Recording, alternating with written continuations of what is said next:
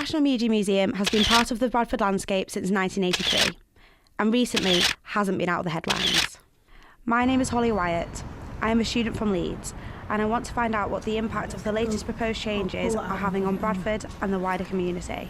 On my journey, I'll be speaking to a young filmmaker, Lucy Appleyard, local MP Judith Cummings, and the director of Bradford City of Film, David Wilson.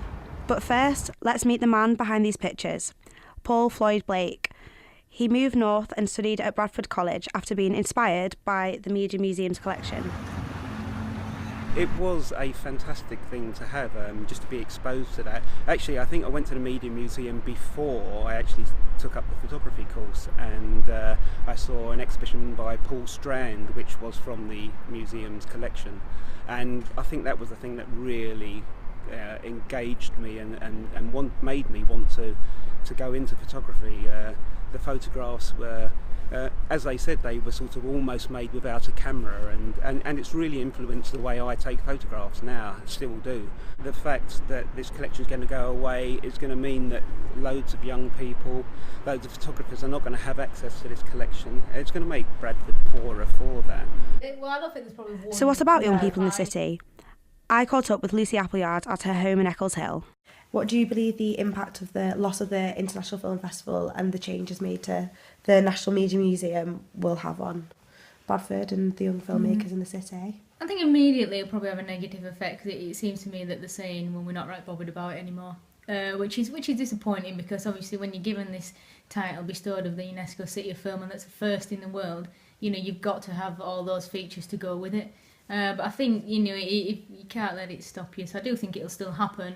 But it just seems to me that you're going to have two bodies working against each other as opposed to forming a bit more of a union, which would help in general. And I think for the city, which unfortunately receives a lot of negative press already, it just seems another thing. So it's unfortunate not to have more positivity, on a different medium to come out of it. It's not a lot of people know that with the City of Film, and it does rely on places like the Media Museum to support and let everybody know that that's who we are and that's what we've got. And I think it feels like they're saying, well, that's not that important to them. And I think that's what other people are reading to it as well. If you're not as, if you don't know much about it, I think they'll say, oh, well, they're not bothered about the film anymore. It's all about technology now, which obviously is still important, but we don't want to lose the history and the heritage of what the city has got to offer.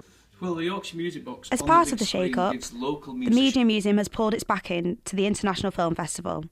I asked David Wilson, who runs Bradford City of Film, about his thoughts on the move. Well, the museum have had a review recently on how they're going to manage and organise film festivals in the future. So they're not scrapping them all together. There still is quite a significant film festival called the Widescreen Weekend, which the National Media Museum in Bradford is one of the only venues in the world to be able to screen film in as many formats as there are possible to screen. So that's quite exciting.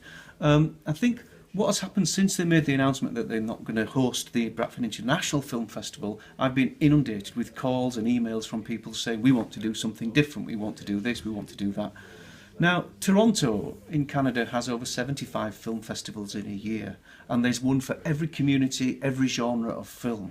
What I'd like us to do in Bradford is embrace that kind of idea, that we can have a lesbian and gay film festival, we might have a Jewish film festival, we might have a Bradford Asian film festival, and that we can work with communities in and around Bradford to celebrate their culture and their lives on film and through film, and that's what we're about to try and facilitate. But the battle to stop changes at the Media Museum is being spearheaded by local MP Judith Cummings. She believes there's still room for a U-turn. Well, in terms of lobbying, we've already spoke, and this was a cross-party delegation, we spoke to the Minister responsible, Ed Vasey. We've got a further meeting in the diary where we've left him in no uncertain terms, very clear about what we as MPs thought, and also really crucially what the people of Bradford thought, because remember, we're here to represent the people of Bradford. So we got 27,000 signatures on the petition saying stop the decision, just halt that decision, reverse the decision to send the RPS collection to London. So that's what we were saying, that's what we've consistently been saying, and that's what we'll continue to say. So we've got a further meeting in the diary with Ed Vasey and again with Dame Mary Archer to discuss these issues, because we made it very clear what our position is, and we want them to listen to the people of Bradford. I approached the National Media Museum for comment, but got no response. But in an interview with Radio Leeds, museum head Quinton had this to say. I do understand the symbolic loss. It's symbolic loss of the transfer of part of our collections, how that might be represent to some people. But I urge you to judge us in a year's time. We are investing in this museum. So this time next year, we'll be opening a new £1.5 million interactive gallery.